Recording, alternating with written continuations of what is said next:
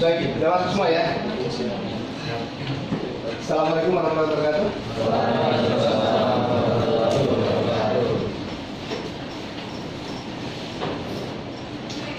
Kita masuk ke sesi kedua dari mata kuliah kita hari ini dengan berbasis data dan desain database. Buku yang tadi sudah di-download, coba dibuka.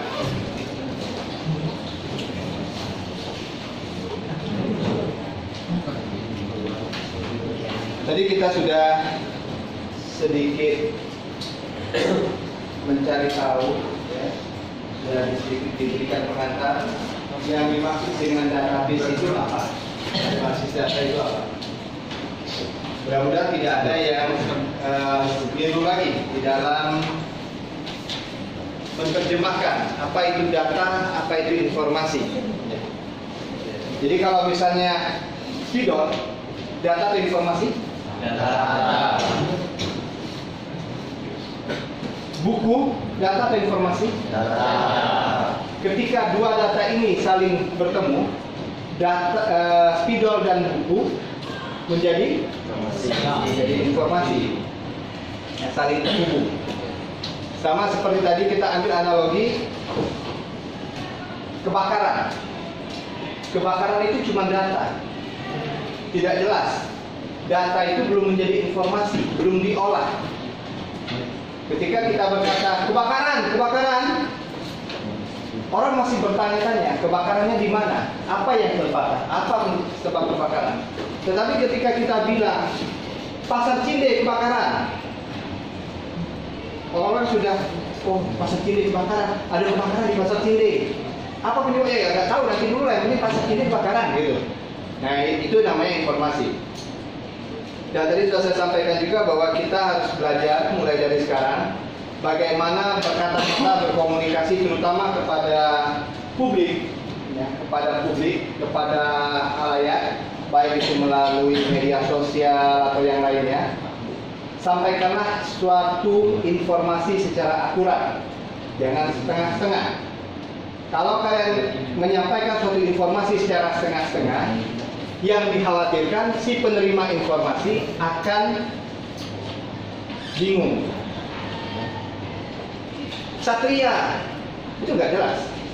Satria di sini apakah nama orang, apakah sifat seseorang, ya kan? Terkadang kalau kita spellingnya Satria itu terdengar seperti kesatria.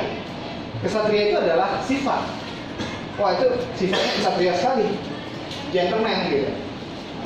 Tapi kalau kita bilang Satria adalah laki-laki, oh berarti Satria di sini adalah nama orang. Nama orang bernama Satria itu berjenis kelamin laki-laki. Nah itu ininya. Kemudian tadi sudah saya sampaikan yang disebut dengan database. Ya. Artinya adalah kumpulan data-data yang saling terhubung. Ya. Sudah catat ya tadi ya? Oke, siap. Nah, kalau kita buka bukunya di awal-awal, di situ ada konsep dasar sistem basis data. Kita buka dari bab pertama saja dulu ya. Ada sebuah renungan, tuntutlah ilmu dari buayan sampai liang kubur. Ya, ini adalah pengantar spiritual. Jadi kita sebagai insan, sebagai manusia, insan cendekia itu memiliki kewajiban. Ini sebenarnya adalah hadis ya, hadis dari Rasulullah Shallallahu Alaihi Wasallam. Menuntut ilmu itu adalah kewajiban. Dan kita di sini saat ini, di kelas ini, di ruangan ini sedang menunaikan salah satu kewajiban kita, yaitu menuntut ilmu. Kenapa menjadi suatu kewajiban? Karena dengan menuntut ilmu kita bisa menjadi orang yang cerdas, orang yang pintar. Orang yang pintar biasanya hidup tuh nggak susah-susah banget. Kalau orang bodoh hidupnya ya dimanfaatkan oleh orang. Kalian kemari di sini mendaftar sebagai mahasiswa mengambil jurusan informatika komputer. Artinya pola pikir dan cara pandang kalian juga harus lebih modern. harus lebih baik. Nanti kalian belajar pemrograman, ya. Pemrograman itu penuh algoritma. Jadi ada percabangan-percabangan. Itu nanti berpengaruh kepada hidup kita. Ketika kita berpikir, kita tidak bisa hanya berpikir lurus saja. Ada kemungkinan-kemungkinan yang harus kita pertimbangkan. Kalau ternyata dia tidak jalan ke sini, bagaimana yang harus kita ambil? Kalau ini tidak bisa, kemana kita harus melangkah? Itu sebenarnya penerapan pembelajaran algoritma, penerapan pembelajaran database, pembelajaran komputer itu di dalam kehidupan. Mungkin tidak setiap kita nanti akan berhadapan langsung dengan komputer, tetapi setidaknya semangat komputer itu bisa terefleksi di dalam kehidupan kalian. Oke, renungan kedua, ilmu itu lebih baik daripada harta. Ilmu menjaga engkau dan engkau menjaga harta. Ilmu itu penghukum dan harta itu yang terhukum. Harta berkurang apabila dibelanjakan, tapi ilmu bertambah bila dibelanjakan. Di situ disebutkan, dikutip dari Sayyidina Ali bin Abi Thalib. Ada yang tahu siapa Sayyidina Ali bin Abi Thalib di situ? Nabi. Sahabat Nabi. Selain sahabat Nabi, siapanya Nabi? Ada iman. Ada ipar. Emang kenal sama Nabi kenal? Menantunya Rasulullah. Menantunya Rasulullah. Kawin dengan siapa? Dengan Siti Aisyah. Fatimah. Siti Aisyah. Dengan Fatimah. Ya. Ali bin Abi Thalib menikah dengan Fatimah Az-Zahra.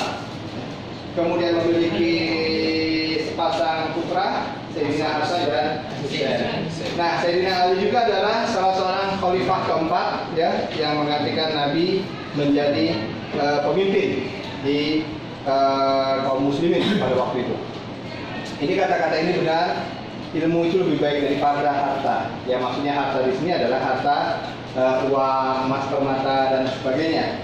Karena kalau kita menjaga harta, maka karena kalau hartanya kita punya, kita yang menjaganya. Tapi kalau ilmu yang kita punya, ilmu itu yang akan menjaga kita. Harta kalau dibelanjakan berkurang, tapi kalau ilmu, coba tadi saya bilang, ajarkan kepada yang belum bisa. Dia lebih bisa lagi, dia lebih pintar. Orang yang diajarkan menjadi pintar dan dia bisa ngajarin orang lain. Dia semakin terampil. Nah itu contoh prakteknya. Oke. Itu untuk refleksi, untuk renungan. Kemudian kita buka bab-bab berikutnya. Beberapa pengertian-pengertian. Ya, oke, thank you. Bisa dibaca-baca ya pengertian secara detailnya. Basis data adalah satu kumpulan data terhubung yang disimpan secara bersama-sama, bla bla bla bla bla. Kemudian di situ pada halaman-halaman yang lainnya, halaman 5 misalnya, di sana ada komponen sistem basis data, ya. Kemudian ada software. Nah, tadi saya sudah sempat singgung tentang software, tentang perangkat lunaknya. Ada yang disebut dengan Microsoft Access, MySQL, Oracle, SQL Server dan seterusnya. Ya. Software itu adalah perangkat lunak. Jadi kalau kita buka di komputer kita, namanya Word, Excel, PowerPoint, itu disebut dengan software. Jadi jangan tidak paham, apalagi jurusan informatika komputer. Nah, software database yang tadi disebutkan itu disebut sebagai DBMS, yaitu Database Management System, software DBMS. DBMS. Jadi kalau nanti ketemu istilah DBMS, jangan heran lagi, jangan apa itu DBMS ya? DBMS itu adalah Database Management System yang akan menentukan bagaimana data diorganisasikan, disimpan, diubah dan diambil kembali. Jadi tadi kita sudah sepakat bahwa database itu adalah kumpulan data yang disimpan di dalam suatu tempat. Dalam hal ini adalah suatu software, ya, suatu software DBMS, di mana nanti melalui software tersebut kita bisa mengolahnya. Data A disambungkan dengan data B, data C, data D. Kalau kalian waktu pertama kali mendaftar di kampus ini, kalian akan mengisi form, benar nggak? Ada nama, ada alamat, benar ya? Ada asal sekolah, Nah, nama, alamat, dan asal sekolah itu data. Data. Ya. Nama Cynthia, alamat Sekayu, misal saja. Asal sekolah, ini asal sekolah SMP, SMA sih? SMA semua, lulus semua makanya. Ada yang belum lulus SMA? Nah, lulus lah ya. Asal sekolah misalnya SMA Negeri 3. SMA Negeri 3. Nah, ini disebut dengan data.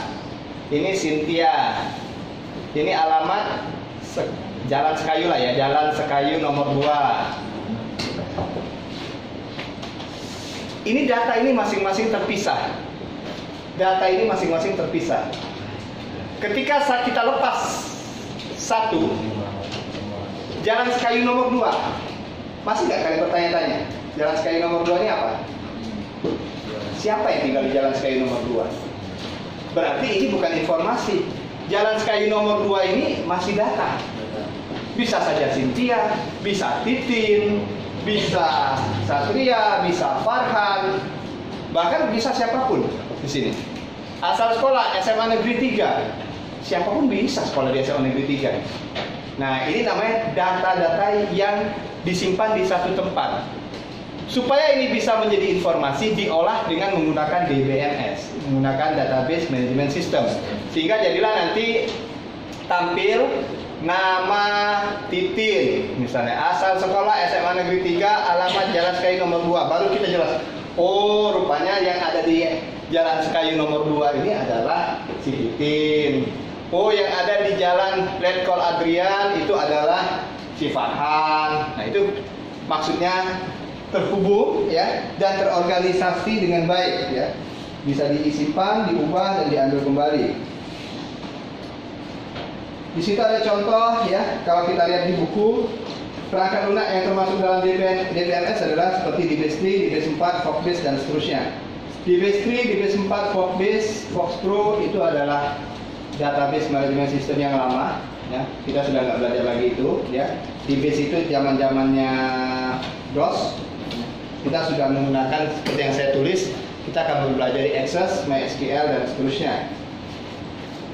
Nah, seperti yang umumnya di dalam ilmu informatika, di dalam ilmu komputer, untuk bisa mempelajari database dibutuhkan 3 komponen. Ada yang disebut dengan brainware, ada software, ada hardware.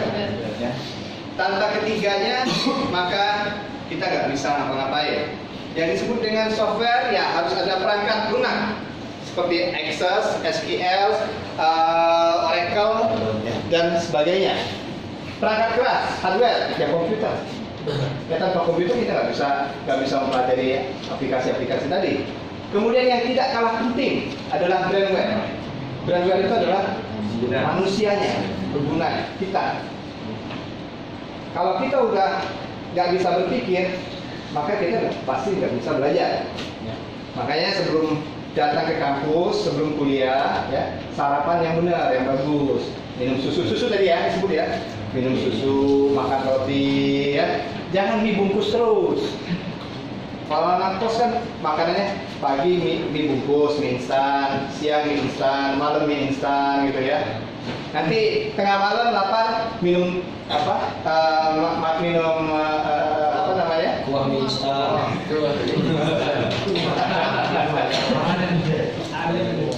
Iya. Oke.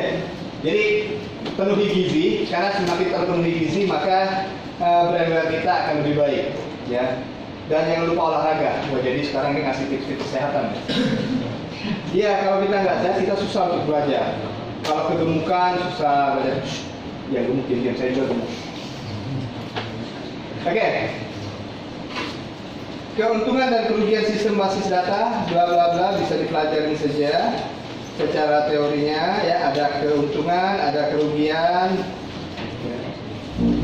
Kemudian istilah-istilah yang ada. Nah, ini akan kita coba hubungkan langsung.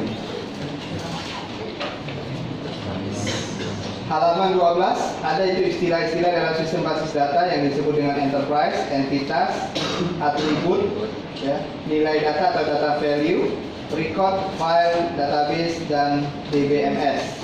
Ya. Sebelum kita masuk, ada yang ingin ditanyakan?